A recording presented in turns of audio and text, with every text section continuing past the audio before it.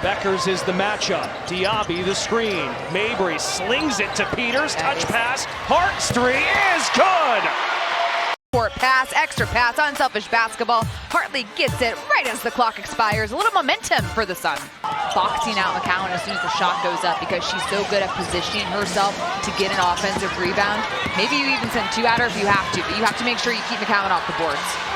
Peters gets it off in time, drains the three. Off the pine, Haley Peters coming in and making her presence known early. Quick release, spreads the floor well, knocking down threes. You mentioned 5 for 9 from beyond the arc for Connecticut. You know, they both were a little bit set back with some injuries and personal situations, and they've handled it really well. You know, they're eager to be competitive and to contribute to the team. You can see what has bringing Charles back meant for this franchise. You know, we're talking about the most, one of the most successful players. You know, Charles can hit from all over the floor, but then just the pass, boom, leading Sheldon to the basket. Absolutely. She's really, just throughout her time in the league even, continued to develop into that position.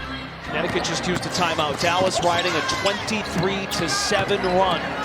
The lead is 17. Wow. Big time shot by Rivers to try and stop the bleeding. Rivers was one of my favorite players to watch in college this year at NC State because of how she can score in the mid when you have the ball in your hands. And I love how she talked about, you know, I haven't started out the game this season necessarily as well as Tina Charles gets the bucket there, and Dean Carrington came down trying to block the shot.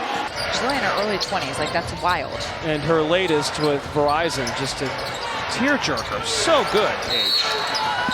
Wow. Rivers. Okay, Sanaya Rivers. The officials nod in unison. We're going to count that.